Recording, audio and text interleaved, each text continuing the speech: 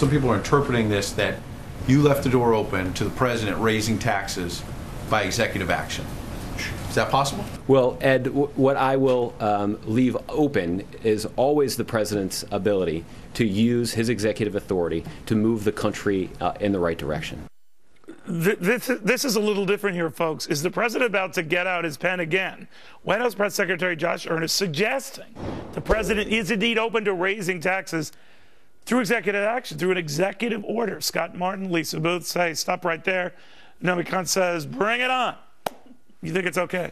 I do. I think it's great. When you have a Congress that doesn't do anything and we're in a state of an emergency and we can't even support anything. We can't even support our infrastructure. We can't pay for the immigration. You don't have any money. Congress decides the purse, not the president. Well, unfortunately, Congress does decide the purse, but they're not. They're not doing anything because they're bought out by corporations, the same corporations who want to be protected. We have this silly thing called the Constitution. We do. The Congress handles this, not the president. There's also the ability of the executive action. The IRS has to do that. Yeah, no, Miki, there's this little thing called the Constitution. And he hasn't maybe even read the Constitution lately, because here's the other thing, though. The statement made was he has to move forward with what is good for the country, right? You're telling me one guy amidst all the congressmen and women says this is what we got to do to move the country forward? What executive is singular? But Congress is sitting back. They can't pass a damn bill.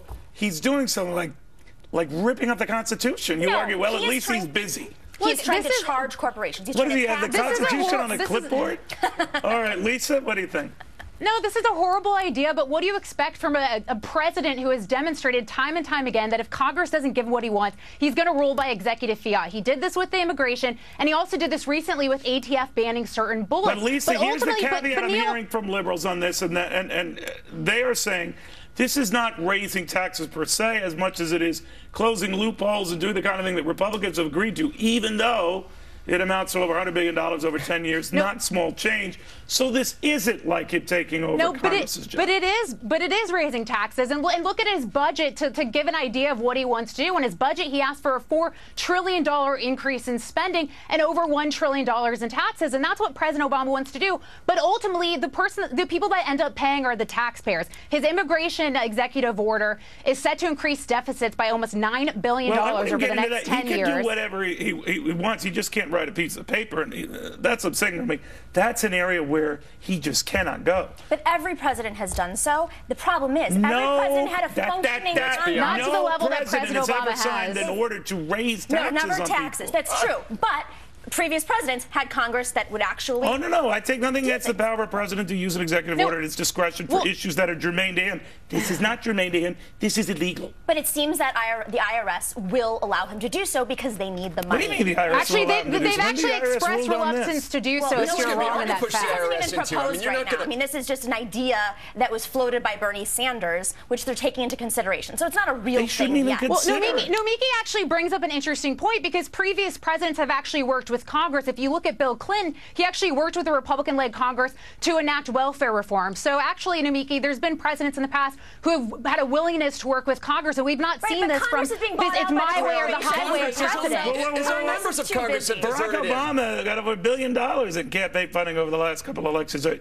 He's not bought out. But he wants to tax it. Now he has the freedom. What is he, Joan of Arc? He's not running for office anymore, so now he has the freedom to call for tax increases on corporations. He doesn't have the freedom to ignore the rule of law and ignore the Constitution, Nomiki. Guys, here's all I'm saying. I'm not here to debate the use of executive orders. What I'm here to debate is this order that is a huge leap, Scott. It's a huge leap. If you give to the president the power to go ahead and tax on his own because he finds Congress to be an annoyance, Congress might very well be. Where does it stop? Where does it stop? I would have guessed Marie Antoinette, because the president wants to have his cake and eat it too. He wants to go off on his own. That's a very dumb expression. It is, and I don't think it's true. If the cake is there, eat it. You might as well eat it and then run it off in a few miles. But you know what, Neil? This is a guy who's lost a lot of his cohorts in Congress, right? People are distancing themselves from him. And you know what else is going on? His approval rating is up. To Nomi's point, he's going on his own because he's got a couple laps left on the track. So what does he have to lose? He's going to make everybody watch it. Well, but your point is that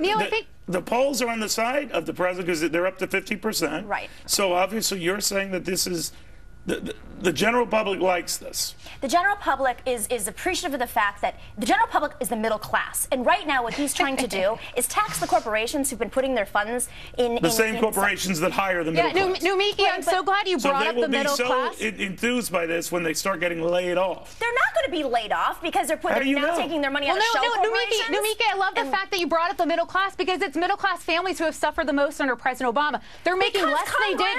No, they're making less than they did before President Obama took office. Further, jobs have been added to the top and bottom of the wage scale, but not for middle class families. I gotta stop. I'm sorry that we're all talking over each other, but look at the bright side. We're saving time.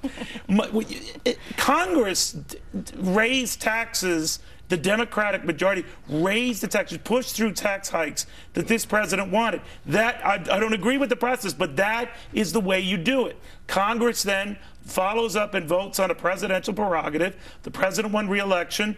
Congress then followed through on the consequences of that election, but it was done hand in hand. I didn't agree with the fact that it was done, but there was a procedure for that that is in that Constitution. It is, and unfortunately, who bears unfortunately, Congress is controlled by corporations, and corporations are incentivizing Congress to protect them. I don't know what God you pray to. Or, what do you think of this? We had a Democratic Congress in 2008, and you're telling me the middle class got crunched out because of that, too? I mean, you can't take it both sides.